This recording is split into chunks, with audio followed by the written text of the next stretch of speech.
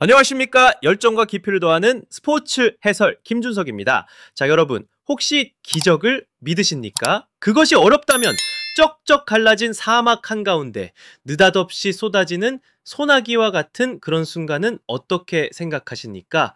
오늘 우리가 다룰 이야기는 또 한 번의 패배나 실망스러운 경기력이 아닙니다. 아니요, 정반대입니다. 끝없는 비판과 자조 속에서 신음하던 중국 축구계에 마치 가뭄의 단비처럼 한 줄기 소식이 날아들었습니다. 바로 그들의 숙적 중 하나인 호주 국가대표 크레이그 구인이 보낸 찬사였죠. 단 몇 마디의 칭찬, 어찌 보면 의례적일 수 있는 이 한마디가 중국 대륙을 뒤흔드는 거대한 폭풍이 되었습니다. 도대체 왜일까요? 왜 라이벌 선수의 립서비스 하나에 이토록 열광하는 것일까요? 여러분, 바로 여기에 경기장 위에서 수없이 기록된 패배보다 어쩌면 더 가슴 아프고 더 처절한 중국 축구의 민낯, 그들의 슬픈 현실이 숨겨져 있기 때문입니다. 그렇다면 이 단비 대체 어디서부터 시작된 것일까요? 바로 호주 국가대표 공격수 크레이그 구딘이 자신의 SNS에 올린 짧은 영상 하나였습니다. 네, 맞습니다. 지난 아시안컵 8강전에서 우리 대한민국의 골망을 흔들었던 바로 그 선수입니다. 그런 그가 중국 축구를 향해 놀라울 정도의 긍정적인 평가를 쏟아낸 겁니다. 그의 입에서 나온 첫 번째 이름은 바로 대륙의 메시 우레이였습니다. 구디는 자신과 동갑내기인 우레이를 향해 언제나 우리의 라이벌이었다며 선수로서 최고의 존중을 보냈습니다. 그리고는 아주 단호한 목소리로 예언했죠. 우레이는 중국 대표팀의 역대 최다 득점 기록을 깨트릴 겁니다. 그는 스페인에서도 잘했고 바르셀로나를 상대로 골까지 넣었잖아요. 하지만 여기서 끝이 아니었습니다. 그의 시선은 중국 축구의 미래, 12살의 원석 왕이둥에게로 향했습니다. 그를 왕이둥을 가리켜 매우 뛰어난 젊은 선수라고 칭하며 이렇게 선언했습니다. 나는 왕이둥이 유럽에 진출할 것이라고 확신합니다. 보십시오. 단순한 칭찬, 미래에 대한 예언, 그리고 재능에 대한 보증, 이 모든 것이 다른 누구도 아닌 그라운드 위에서 피땀 흘리며 경쟁했던 라이벌의 입에서 나왔다는 사실입니다. 자, 이 칭찬들이 결코 가벼운 인사치레가 아님을 증명해 보겠습니다. 그 말의 무게를 제대로 이해하려면 먼저 중국 축구가 처한 냉혹한 현실의 맥락부터 짚어야 합니다. 단순히 몇 경기 졌다는 차원의 이야기가 아닙니다. 희망이 보이지 않는다는 깊은 절망감, 바로 그것이 중국 축구를 짓누르고 있었습니다. 먼저 살아있는 전설 우레이 이야기부터 시작하죠. 최근 우레이는 잦은 부상과 뚜렷한 기량 저하로 힘든 시기를 보내고 있었습니다. 단순히 폼이 좀 떨어졌다는 수준이 아니었습니다. 자국 언론과 팬들 사이에서는 이제 우레이의 시대는 끝났다, 대표팀의 미래를 위해 그의 자리는 없다, 심지어는 명예롭게 은퇴할 때를 알려주는 것이라는 차가운 목소리가 공공연하게 터져나오던 상황이었죠. 바로 그때 구두인이 등장한 겁니다. 그리고 그는 정말 영리했습니다. 모두가 우레이의 현재 부진을 손가락질할 때 그는 그 논쟁의 판 자체를 바꿔버렸습니다.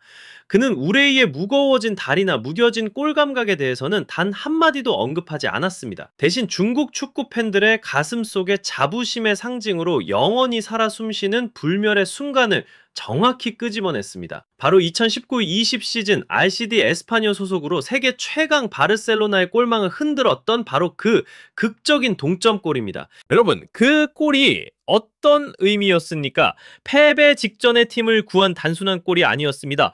한 명의 중국의 선수가 세계 축구의 거인을 상대로 상처를 입힐 수 있다는 것을, 그 불가능해 보였던 벽을 허물 수 있다는 것을 14억 인구에게 똑똑히 보여준 희망의 증거였습니다. 모두가 잊고 있던, 아니 애써 외면하고 있던 그 짜릿한 기억을 라이벌 선수가 다시 한번 수면 위로 끌어올려 준 것입니다. 너희에게는 이런 위대한 순간이 있었다라고 바로 그 가치를 다시 일깨워 준 것이죠. 그리고 신기록 경신이라는 예언은 어떻습니까? 현재 우레이의 A매치 득점은 36골, 중국 축구의 전설 하오아이둥이 세운 41골 기록에 단 6골만 더하면 14억 인구의 축구 역사상 가장 위대한 골잡이로 등극하게 됩니다. 모두가 그의 시대는 끝났다고 의심할 때 그라운드에서 직접 경쟁했던 상대가 나서서, 아니 그의 위대한 유산은 아직 끝나지 않았다, 그는 역사가 될 것이다 라고 선언해 준 겁니다.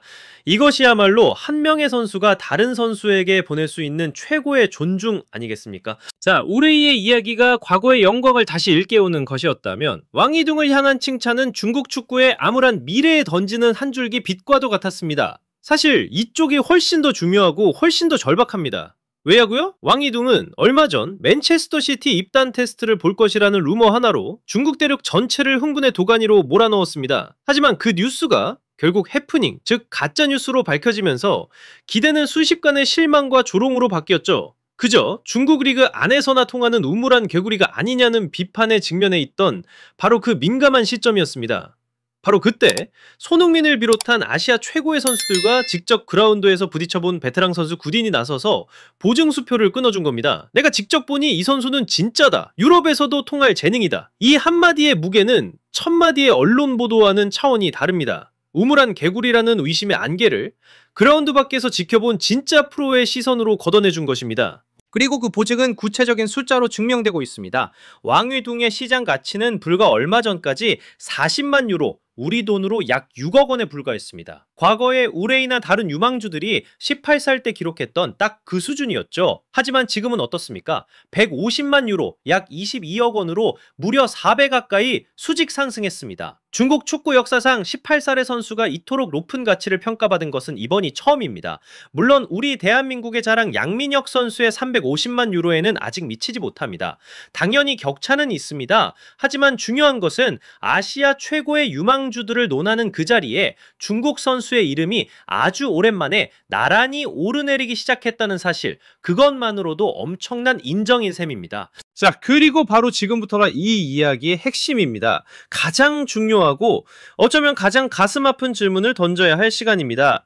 도대체 왜입니까? 일개 외국인 선수의 어찌 보면 뻔한 립서비스일 수도 있는 이 몇 마디가 어떻게 한 나라의 축구계를 뒤흔드는 거대한 뉴스가 될 수 있었을까요? 새로운 전술의 등장을 말하는 것도 아니고 눈부신 유망주가 유럽 빅리그에 진출했다는 소식도 아닙니다. 그런데 왜 이토록 열광하는 것일까요? 그 이유는 너무나도 단순하기에 오히려 더 비극적입니다. 바로 지금 중국 축구가 인정에 처절할 정도로 굶주려 있기 때문입니다. 한번 상상해 보십시오. 끝없이 이어지는 실패, 아시아 무대에서조차 변방으로 밀려나는 굴욕, 월드컵은커녕 아시안컵 본선 진출조차 장담할 수 없는 현실. 그 속에서 그들은 국제 축구계로부터 완전히 고립되었다는 깊은 패배감에 빠져 있습니다.